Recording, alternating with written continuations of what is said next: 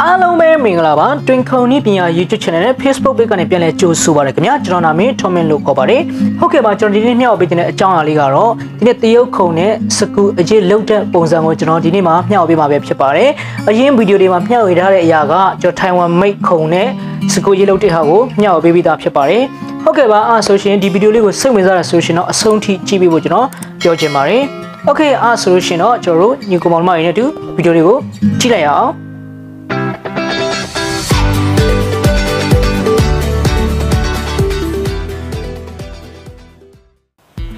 ဟုတ်ကဲ့ပါခင်ဗျာဒါကတော့ဒီနေ့ကျွန်တော်မျှဝေပေးမယ်တရုတ်ခုံဖြစ်ပါတယ်ဒီခုံနဲ့ကျွန်တော်တို့စကူအရစ်လုတ်တဲ့ပုံစံကိုကျွန်တော်မျှဝေပေးမှာပဲဖြစ်ပါတယ်ခင်ဗျာဒီမှာကျွန်တော်လုံးမြကဒီစကူအရစ်ပေါ့နော်ဒီကောင်ကကျွန်တော် 14mm ရှိတဲ့စကူရစ်ဖြစ်ပါတယ်အဲ့ဒါကိုဒီတန်တုံးလေးပေါ့နော်ဒီတန်ကြောင်းလေးနဲ့ကျွန်တော်ပုံဖော်ပြမှာပဲဖြစ်ပါတယ်ဟုတ်ကဲ့ပါကျွန်တော်ထုံးစံအတိုင်းပဲဒီကောင်လေးကိုဆက်ပေါ်မှာတည်တည်ချာချာလေးကျွန်တော်ညှက်မယ်ပြီးသွားရဆိုလို့ရှိရင်တော့အဲ့ဒါကိုကျွန်တော်တို့အသွားနဲ့ပေါ့နော်ဒီအသွားလေးနဲ့ကျွန်တော်တို့ဒီဘေးအသားတွေကိုဖြတ်မှာဖြစ်ပါတယ်ဒီဟာလေးတွေကတော့အထွေထူးပြောစရာမလိုတော့ဘူးပေါ့နော်ဒီကောင်လောက်တာကြတော့ဒါကတော့ညီကိုမောင်နှမတွေတီးပြီးသားတပ်ပြီးသားနားလည်ပြီးသားဖြစ်ပါတယ်ဒီမှာကျွန်တော်ကတော့ဒီမှာဒီကနံပါတ်လေးချင်းပဲပေါ့နော်ဒီကပုံမှန်မျိုးကျွန်တော်140နဲ့လုံလေးရှိတယ်140နဲ့ကြာကျွန်တော်ဒါပုံမှန်အမြန်ပေါ့နော်140နဲ့လုပ်လို့ရတယ်ဒီအပြာနံပါတ်ပေါ့နော်တဲထားပြီးတော့မှ130 140ကျွန်တော်ပုံမှန်အမြန်လုံလေးလှုပ်ထရှိတဲ့နံပါတ်တွေဖြစ်ပါတယ်ဟုတ်ကဲ့ပါဆိုရှင်ကျွန်တော်တို့ဒီမှာဆိုလို့ရှိရင်တော့ဒီနံပါတ်ကိုဒီနေရာကိုချင်းရမယ်နော်ဒီဟာလေးပဲချင်းရမှာဖြစ်ပါတယ်ဟုတ်ပြီဆိုလို့ရှိရင်ကျွန်တော်တို့ဒီကောင်ကိုကျွန်တော်စပြီးတော့ဒီနံပါတ်1မှာထားလဲပါဖြစ်နံပါတ်2မှာထားလဲပါဖြစ်ပေါ့နော်ဒီကောင်ကြလို့ရှိရင်ကျွန်တော်တို့အစင်မြင်ပြေးတယ်လို့ကျွန်တော်လုပ်ချင်တယ်လို့တဲ့ဟာနဲ့ဒါထားပြီးတော့မှလုပ်လို့ရတာဖြစ်ပါတယ်ဟုတ်ပြီဆိုရှင်ကျွန်တော်တို့ဒီကောင်တော့အဓိကကတော့ပြရှင်ဒီနံပါတ်ကတော့ကျွန်တော်အဆင်ပြေတယ်လို့ထားလို့ရပါတယ်အကုန်လုံးပြီးသွားပြီဆိုလို့ရှင်တော့ကျွန်တော်ဒီမှာစပြီးတော့မှကျွန်တော်တို့ဒီမှာအထီယူမယ်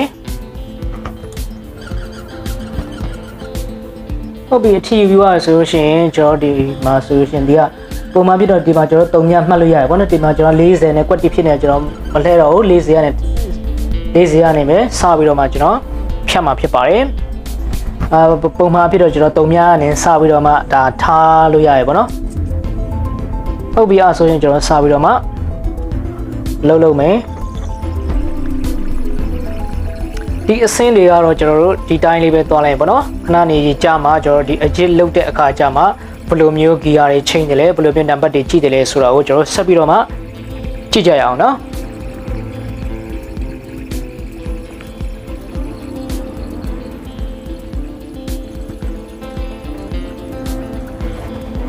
ကျွန်တော်ဒီမှာပြောချင်တာလေးတခုရှိပါတယ်ဒီခလုတ်လေးเนาะဒီခလုတ်လေးကကျွန်တော်တို့ကဘယ်လိုအသုံးပြုတယ်လဲဒါအရင်ဗီဒီယိုတွေမှာကျွန်တော်မျှဝေပြီးသားဖြစ်တယ်ပေါ့နော်ဒါကျွန်တော်တို့ကဒီအပေါက်တွေဖောက်တဲ့အခါမှာဆိုရင်ဒီပုံစံလုပ်တယ်ဒါပြီးသွားဆိုရင်အလဲကိုပြန်ထားရယ်เนาะအဲ့ဒါဒီနေ့ဒီခါလေးကိုအသုံးပြုတဲ့ပုံစံဖြစ်ပါတယ်ဒါသိချင်တယ်ဆိုရင်ဒီ Made in Chinaအသုံးပြုပုံဆိုတော့ကျွန်တော်ဒီတင်ကုန်ဆက်အသုံးပြုပုံမျှဝေထားတဲ့ဗီဒီယိုရှိတယ်ပေါ့နော်အဲ့ဒီခေါင်းစဉ်နဲ့ရှိပါတယ်အဲ့ဒီကျွန်တော် YouTube channel ထဲမှာဝင်ပြီးတော့မှရှာပြီးတော့မှကြည့်လို့ရပါတယ်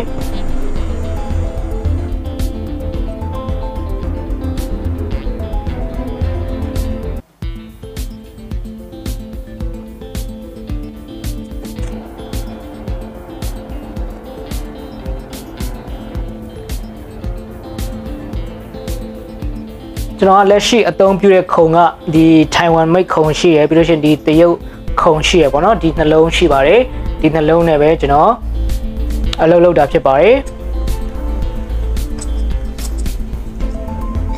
ဟုတ်ပြီကျွန်တော်ဒီအဆင်းလေးပြီးသွားရဆိုလို့ရှိရင်တော့ဒါဆောင်သိမ့်မယ်နည်းနည်းလေးပေါ့နော်ဒါကျွန်တော်လုပ်ရတဲ့အခါမှာလွယ်ကူဖို့အတွက်ဖြစ်ပါတယ်ဟုတ်ကဲ့ပါဆိုလို့ရှိရင်ကျွန်တော်ဒီမှာ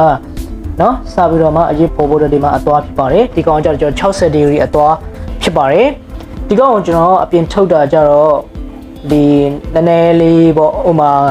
30 degree လောက်ကိုကျွန်တော်အပြင်ထုတ်ထားတာဖြစ်ပါတယ်ပေါ့နော် sorry 30 degree လောက်ဖြစ်တော့30 mm လောက်ကိုကျွန်တော်အပြင်ထုတ်ထားတာဖြစ်ပါတယ်ပြီးရင်ကျွန်တော်ဒီမှာနံပါတ်ကိုအရင်ဆုံးချိန်မယ်ဒါကျွန်တော်အနည်းဆုံးနဲ့ကျွန်တော်တို့လုပ်မှာပေါ့နော်အနည်းဆုံးနဲ့လုပ်မယ်ပြီးလို့ရှိရင်ဆက်နှိုးမယ်ဆက်နှိုးပြီးသွားပြီဆိုလို့ရှိရင်တော့ကျွန်တော်တို့ဒီအောက်ကနံပါတ်တွေကိုချိန်ရမှာဖြစ်ပါတယ်ဒီမှာဆိုလို့ရှိရင်ဒီအသွားနဲ့ပုံစံကိုအသုံးပြုမှာဖြစ်ပါတယ်ပေါ့နော်ဒီပုံစံဟုတ်ပြီပြီးလို့ရှိရင်ကျွန်တော်ဒီမှာနံပါတ်လေးတွေပါတယ်အဲ့ဒီနံပါတ်လေးတွေကိုကြည့်မယ်ဆိုလို့ရှိရင်ကျွန်တော်အဲ့ဒါမကြည့်ခင်မှာကျွန်တော်အသုံးပြုမယ်ဒီအသွားရဲ့ပုံစံပေါ့နော်ဒီမှာသူ့ရဲ့ gate ကဒီမှာ2လို့ရေးထားရပေါ့နော်2လို့ရေးထားတဲ့ကြောင့်ကျွန်တော်ဒီမှာ2ကိုရှာရပေါ့နော်ဒီမှာဆိုလို့ရှိရင်လည်း mm တို့ဒီလက်မတွေပါရှိရပေါ့နော်ပြီးလို့ရှိရင်အပေါက်ဒီline ကျဲတဲ့ဟာလောက်ကြရပေါ့နော်ဟောဒီမှာဆိုလို့ရှိရင်ကျွန်တော်ဒီမှာ2ကိုရှာရဲဒီအောက်ကကွင်းထဲမှာဆိုလို့ရှိရင်ဒီမှာ2ကဒီမှာနော်ဒီ2ဆိုရှင်သူ့ရဲ့အပေါ်ကိုကြည့်ရမယ်မနော်သူ့ရဲ့အပေါ်ဆုံးကွင်းကိုမကြည့်ခင်မှာဒီမှာဒီ gate မှာ2လို့ပါတဲ့ကြောင့်ပေါ့နော်ကျွန်တော်ဒီ2ကိုရှားခြင်းဖြစ်ပါတယ်ပြီးလို့ရှိရင်ဒီအပေါ်မှာနံပါတ်2နဲ့တစ်ဆိုတာပါတယ်အဲ့ဒါပါလဲဆိုလို့ရှိရင်ကျွန်တော်ဒီနားကပေါ့နော်အပေါ်က2ဆိုရှင်ဒီ2ကိုရွှေ့ပေးမယ်နော်အဲ့2ကိုတုံးပြမယ်ပြီးလို့ရှိရင်ဒီမှာအောက်မှာ1လို့ပါတဲ့ကြောင့်ကျွန်တော်ဒီအောက်က1ကိုအဲ့ဒီတိုင်းပဲထားမယ်ပေါ့နော်ဟုတ်ကဲ့ပါအဲ့ဆိုလို့ရှိရင်ကျွန်တော်တို့ဒီကောင်ကလည်းနော်ဒီပုံစံလေးတွေပြီးသွားဒီမှာ1ဖြစ်2ဖြစ်ကျွန်တော်ကြိုက်တာထားလို့ရရပေါ့နော်ဟုတ်ပြီပြီးသွားရဆိုလို့ရှိရင်ကျွန်တော်တို့ဒီကောင်ကိုမသုံးဘူးเนาะဒီကောင်မသုံးတော့ကျွန်တော်ဒီကောင်ကိုပဲသုံးမှာဖြစ်ပါတယ်ဒီကောင်ကိုဒါ auto ပေါ့နော်အရင်တင်လို့တဲ့အခါမှာအသုံးပြုတဲ့ auto close ဖြစ်ပါတယ်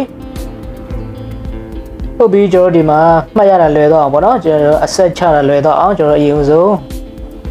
မင်းလေးနဲ့ကျွန်တော်မင်းလေးတုပ်ပြန်ပြီးလို့ရှိရင်ကျွန်တော်အသွားနဲ့အချီယူမယ်ဟုတ်ပြီအသွားနဲ့ထီပြောလို့ရှိရင်ကျွန်တော်ဒီကနေ3မြတ်မှတ်လို့ရရပေါ့နော်ဒါမှကျွန်တော်3မြတ်အမှတ်တော့ကျွန်တော်ဒီမှာရှစ်ကနေကျွန်တော်စပြီးတော့မှ0.25 ပေါ့နော်ကျွန်တော်နည်းနည်းလေးစပြီးတော့မှဒီမှာအရာလေးပေးမယ်ပေါ့နော်ဟုတ်ကဲ့ပါเนาะဒါလေးကအရာပေးတာဖြစ်ပါတယ်ဟုတ်ပြီပြောရကျွန်တော်ပြန်စုံမယ်ပြီးရင်ကျွန်တော်နည်းနည်းထပ်တိုးပြီးတော့မှနည်းနည်းလေးထပ်ပို့ပြီးစမယ်ဒီကောင်ကကျွန်တော်တို့ဒီအသွားကိုဆုံးပြီးဆိုရှင်မြန်လေးပေါ့နော်နောက်ကိုပြန်ဆုပ်ရတယ်ပေါ့နော်နောက်ကိုပြန်ဆုပ်ပြီးလို့ရှင်ဆက်ကိုပြောင်းပြန်မောင်းမယ်အသွားကိုထုတ်ပြီးတော့ပြောင်းပြန်မောင်းပေးရတယ်ပေါ့နော်အဲ့လိုမျိုးလုပ်ပေးမှဒါလေဒါအသွားနဲ့ဟိုဒီမထီပေါ့နော်မဟုတ်လို့ရှင်အသွားနဲ့ထီရဆိုရှင်ဒါအသွားကျိုးသွားမယ်ပေါ့နော်အဲ့ဒါလေးအရန်တတိထားပါတယ်ဒီအသွားစက်တခုံနဲ့မထီအောင်ပေါ့နော်အမြန်လေးအသွားကိုနောက်ဆုပ်ပြီးလို့ရှင်ဆက်ကိုပြောင်းပြန်မောင်းအဲ့လိုမျိုးထုတ်ရတယ်ပေါ့နော်ပြီးရင်ကျွန်တော်ဒီကတော့ဒါကျွန်တော်တို့ဒီကောင်ကဒီSlotNutsကျွန်တော်ကတော့ဒီကောင်ကို2.5ကြောဒီကျွန်တော်တို့လုပ်ပေးရတာဖြစ်ပါတယ်တခါတည်းကျကျွန်တော်3စိတ်လောက်ထိတောင်မှကျွန်တော်တို့ဒီအထက်ကိုနှစ်ပေးရတယ်ပေါ့နော်အဲ့လောက်ထိကြာမှတခါကြလို့ရှိရင်အဆင်ပြေတာဖြစ်ပါတယ်ဒါကတော့ကျွန်တော်တို့ကိုအသုံးပြုမဲ့စကူနဲ့တိုင်းကြည့်ပြီးလို့ရှိရင်လိုတယ်ဆိုရှင်နည်းနည်းလေးထပ်ပြီးတော့မှလုပ်ပေါ့နော်နည်းနည်းချင်းအဲ့လိုလုပ်တဲ့ဆိုရှင်ဒါအဆင်ပြေတော့တာပဲဖြစ်ပါတယ်ဒါကျွန်တော်လည်းဒီပုံစံပဲလုပ်နေတာဖြစ်ပါတယ်0.5 လောက်ထိကတော့တခါစားလို့ရှိရင်ကျွန်တော်0.5 လောက်ထိကတော့စားလို့ရှိရင်လည်းရပါတယ်ပေါ့နော်ဒါပေမဲ့တစ်စိတ်လောက်ထိကတော့ကျွန်တော်တိတ်မစားဖြစ်ဘူးအဲ့အလောဆုံး0.5 လောက်ထိပဲစားတယ်ဖြည်းဖြည်းချင်းပဲစားရပေါ့နော်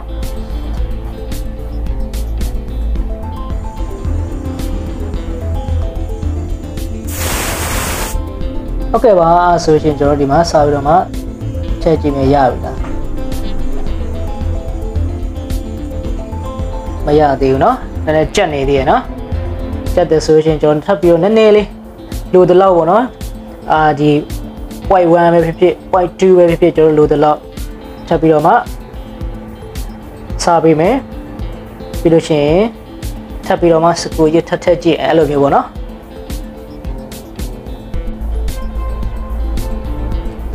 ဒီခုံနဲ့လည်းကျွန်တော်တိတ်တော့မလုပ်ဖြစ်ဘူးဗျာဒါပေမဲ့ဒီကွန်မောင်နှမတွေအတွက်ဒါအသုံးပြုပုံလေးဘ ഹു တုတအနေနဲ့လည်းဖြစ်တယ်ပေါ့နော်ဒါမသိတဲ့အရာကိုဒါတည်သွားတယ် ဒီခုံအသုံးပြုပုံလေးတွေကိုပို့ပြီးတော့နားလည်သွားမယ်ပေါ့နော်အဲ့လိုမျိုးကျွန်တော်စေတနာနဲ့ဒါမျှဝေပေးခြင်းပဲဖြစ်ပါတယ်အဲ့လည်းမရသေးဘူးထပ်ပြီးတော့မှဒီလိုပဲပေါ့နော်ခက်ခဲပါတယ်ကျွန်တော်ဖြည်းဖြည်းချင်းလောက်ရတာကြတော့နော်နည်းနည်းချင်းစီလောက်ရတာဖြစ်ပါတယ်ဒါတော့ကျွန်တော်အသွားနည်းနည်းပဲ့သွားလို့ပြန်တွေးပြီးတော့မှကျွန်တော်ပြန်ထည့်လိုက်တာအဲ့ဒါနည်းနည်းလေးဟိုဖြစ်သွားတယ်နော်ချိန်ရတာနည်းနည်းလေးအဆင်မပြေဘူးဖြစ်သွားတယ်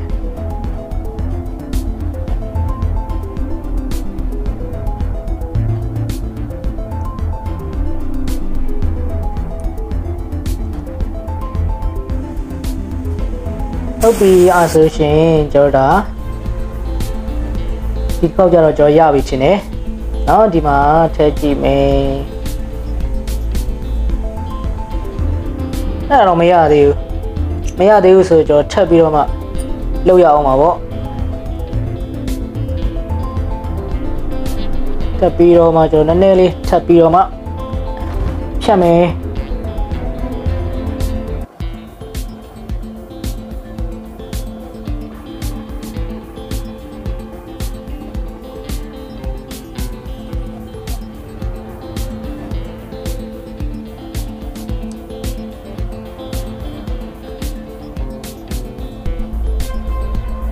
ဒီကအသွားတွေကကျွန်တော်ထက်နေဖို့လိုတယ်ပေါ့နော်အသွားထက်နေမှကျွန်တော်တို့ဒီလောက်ရတာဒီအဲ့ဒီအမြောင်းလေးတွေပေါ်ရတာညီလှတယ်ပေါ့နော်ငြိမ်တာဖြစ်ပါတယ်ဒီကတော့ရပြီလို့ထင်တာပဲโอเคအဲ့ဆိုရှင်ဒီကတော့အဆင်ပြေသွားပြီပေါ့နော်ရောက်ဆိုရှင်အဆင်ပြေသွားပါပြီဒါနဲ့ဆိုရှင်ကျွန်တော်ဒီစကူအရေးလောက်တဲ့ပုံစံကျွန်တော်နှမျိုးရှိသွားပြီပေါ့နော်ဟုတ်ပြီကျွန်တော်ဒီမှာပြန်ကြည့်မယ်ဆိုရှင်ဒီနံပါတ်တွေကိုပဲအတိအထားပြီးတော့ကျွန်တော်တို့အရေးကိုလောက်တာဖြစ်ပါတယ်ပေါ့နော်ဒီနံပါတ်တွေကိုကြည့်ပြီးတော့မှဒီဂိတ်နဲ့တိုင်းတဲ့အရာတွေကိုဒီမှာပဲကြည့်မယ်အဲ့ဒီအပေါ်ကနံပါတ်တွေကြောက်ရှင်ဒီနှစ်ခုပေါ့နော်ပြီးရင်စကူရေးလောက်မယ်ဆိုရှင်တော့ဒီကျွန်တော်တို့အသွားပုံစံလေးကိုပေါ့နော်ချိန်ပြမှာဖြစ်ပါတယ်ပြီးလို့ရှိရင်ကျွန်တော်ဒီကောင်ကိုအသုံးပြရအောင်ပေါ့နော်ဒီဟာကြတော့ကျွန်တော်တို့စကူရေးလောက်တဲ့အခါမှာအသုံးပြုတဲ့ဟာလေးဖြစ်ပါတယ်ဟုတ်ကဲ့ပါဒါကတော့တည့်ရ model နံပါတ်တွေပေါ့နော်တရုတ်မိတ်ခုံဖြစ်ပါတယ်ဒီနေ့ကျွန်တော်မျှဝေပေးသွားတဲ့ခုံကျွန်တော်အသုံးပြုတဲ့ခုံကတော့တရုတ်ခုံဖြစ်ပါတယ်ညီကောင်မောင်မတွေအတွက်တစုံတစ်ခုအကျိုးရှိလိမ့်မယ်လို့မျှော်လင့်ပါတယ်နော်ဟုတ်ကဲ့ပါအဲ့ဆိုရင်ကျွန်တော်ဗီဒီယိုလေးကမိတ်ဆွေတဲ့ကြောင့်တခုအကျိုးရှိရဆိုရှင်ကျွန်တော်ရဲ့ဗီဒီယိုလေးကိုလည်း like လေးလုပ်ပေးပါတခြားတင်ငယ်ချင်းတွေကိုလည်းသိရအောင် share ပေးလို့ရပါတယ်ကျွန်တော်ရဲ့ YouTube channel လေးကို like subscribe လုပ်ရသေးဘူးဆိုလို့ရှင်လည်းအခုပဲ like subscribe လုပ်ပေးပါနောက်ထပ်ဗီဒီယိုတွေတင်တဲ့အခါမှာပြန်တွေ့မယ်အားလုံးကိုကျေးဇူးတင်ပါတယ်ဗျာ